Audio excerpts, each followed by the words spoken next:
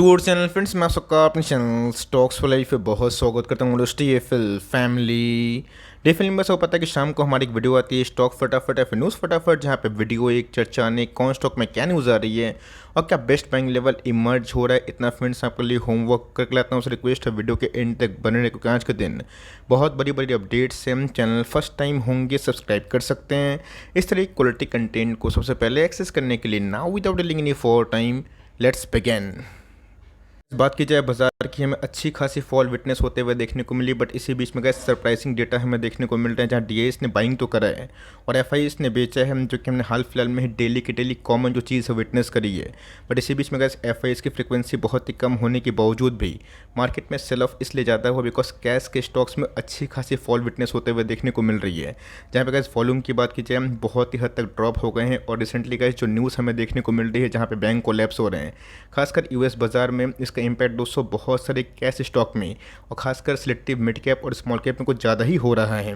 बीच में गैस अगर आप डो को फॉलो करते हैं, फोकस करते हैं, आपको पता होना चाहिए कि आज सुबह से ही डो में हमें एक बिकवाली का दबाव देखने को मिल रहा था। बट इसी बीच में गैस अभी के टाइम डो की ओपनिंग तो नेगेटिव में हुई थी, बट क्लोजिंग की बात की जाए ये देखना क्वाइट इंटरेस्टिंग होगा, बिकॉज डो में गैस बाउंस बैक हमें अभी के टाइम देखने को मिल चुका है। तो गैस कल का दिन बहुत ही इंपॉर्टेंट है। अगर आपने मेरी आज की वीडियोस नहीं देखी है, मैं आपको इनकरेज करूँगा प्लीज़ जाकर देखें, बिकॉज बहुत लोगों के पास नोटिफिकेशन बहुत दिनों वीडियो अपलोड करने के बाद शायद से नहीं हुई है। उन सबका पता अगर आपको नहीं चलेगा तो शायद मार्केट का जो ओवरव्यू है आपको पता ना चले। तो देखना बनता है कैसे कल यूएस के सीपीआई इन्फ्लेशन उम्मीद से नरम आते हैं या फिर गर्म आते हैं।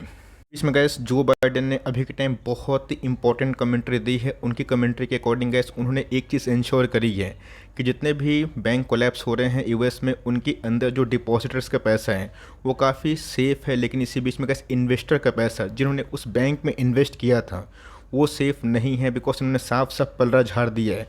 Those who invested field silicon valley and signature bank won't be protected. Of course gas इन्होंने साफ साफ एक ही चीज़ का हवाला दे के अपने आप को किनारा कर दिया है कि इन्वेस्टर्स को पता था कि इन सब बैंक में काफ़ी रिस्क है, तो ऑफकोर्स रिस्क होगा तो रिवॉर्ड भी होगा, और इसी को इन्होंने कैपिटलिज्म नाम का वर्ड से जोड़ा भी है। तो ऑफकोर्स गैस ये क्या सही में इनका जो स्टेप है सही है या फिर गलत है, कमेंट बॉक्स में ज़रूर बताइएगा। मेरा पॉइंट ऑफ व्यू अगर आप मुझसे पूछें तो ऑफकोर्स ये कोई गलत बात नहीं है, बिकॉज इन्वेस्टर्स को हमेशा कुछ ना कुछ पता होना चाहिए इन्वेस्टमेंट करने से पहले कि उनका इन्वेस्टमेंट सही में हाई रिस्क की स्टॉक में है या फिर नहीं है। तो ऑफकोर्स गैस इन्होंने इस बात को हम्बली एक्सेप्ट किया है कि यूएस में जो अभी के टाइम फॉल हुआ है बैंकों में, उसमें इन्वेस्टर्स का पैसा अनसेफ है, इन द सेंस कि आपके अगर पैसे बन रहे हैं तो पैसे जाएंगे। ये कैपिटलिज्म वर्ड का उन्होंने हवाला दिया, लेकिन यस जिन्होंने पैसे डिपॉजिट किए हैं उनका सेफ तरीका जो इंश्योरेंस है इन्होंने दिया भी है। तो ये स्टेप कैसा आपको लगा कमेंट बॉक्स में ज़रूर बता सकते हैं।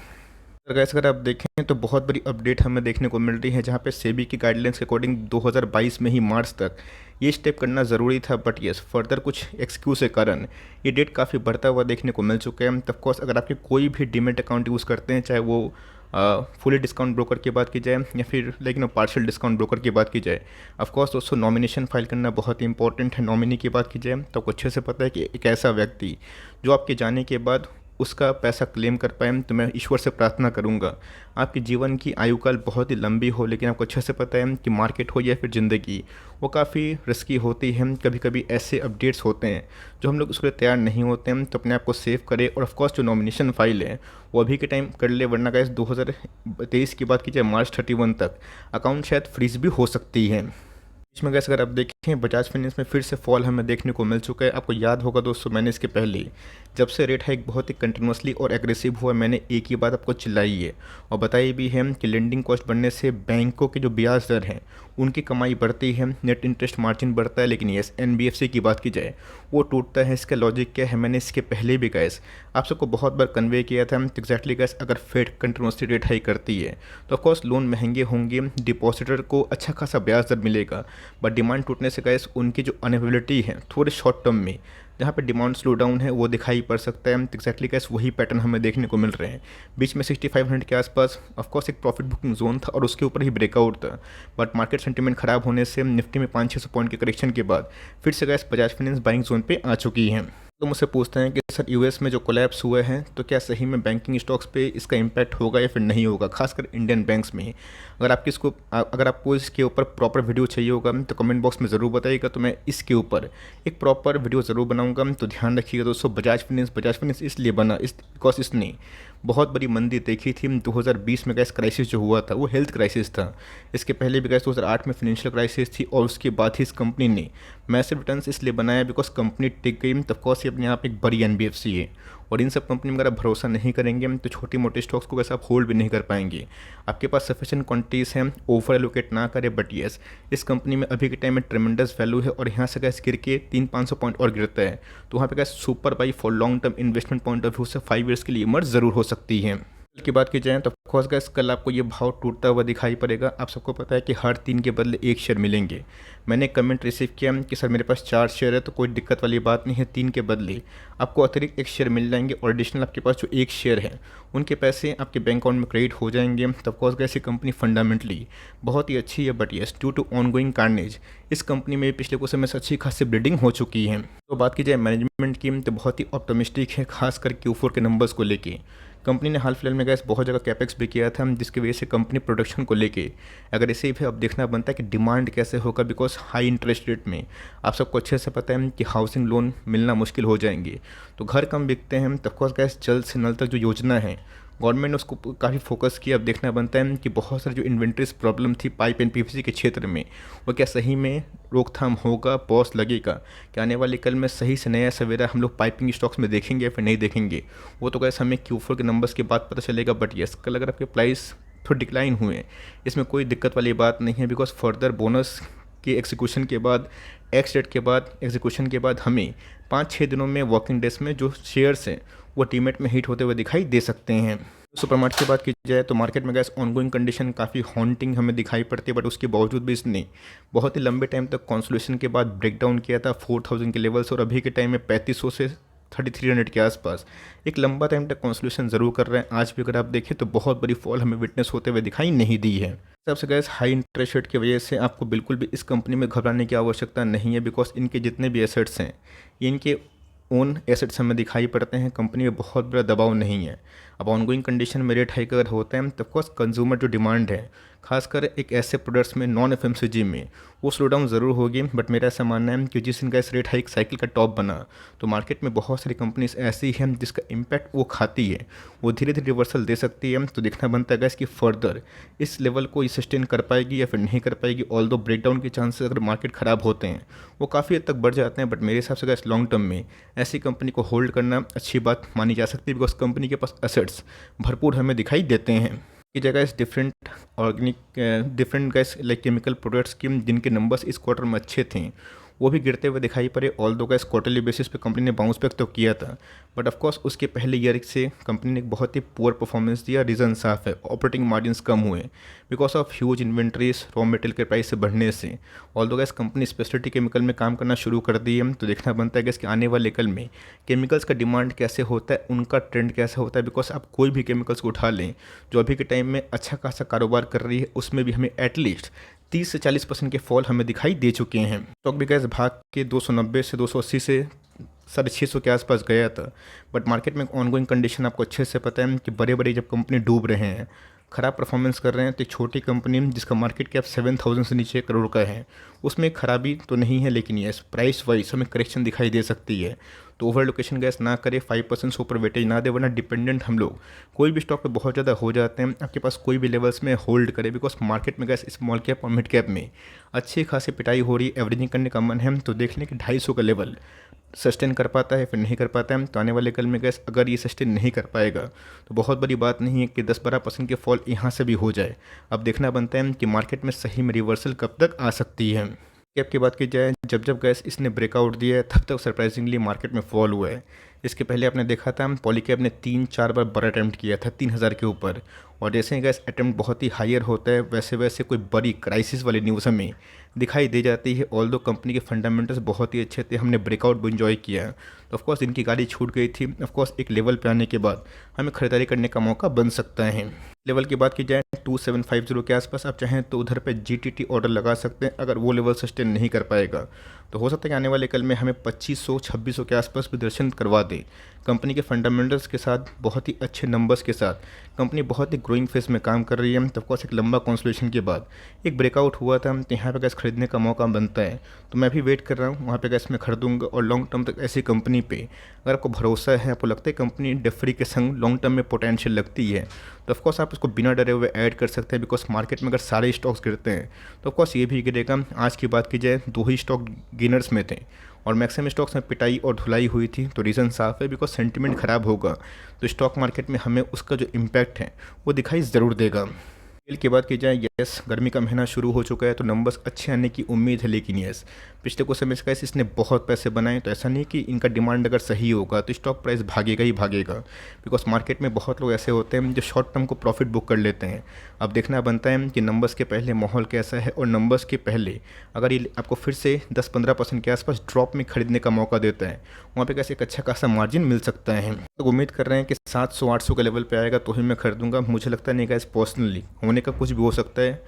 मुझे पर्सनली ऐसा लगता नहीं कि 700-800 का लेवल पे आएगा। लेकिन यस जिनको गैस मौका मिला था 1100 के नीचे, उनके पैसे शॉर्ट टर्म में बने, और जिन्होंने गैस यहाँ से निवेश किया था उनके पैसे बन ही रहे हैं। तो कंपनी फंडामेंटली अच्छी है, और यहाँ से गैस 10-15% के आसपास फॉल होता है, वहाँ बाइंग करने का मौका आप ढूंढ सकते हैं। यहाँ पे थोड़ा सा अवॉइड करें और निचले भाव पे खरीदने का मौका मिलता है, आप खरीदने का विचार कर सकते हो।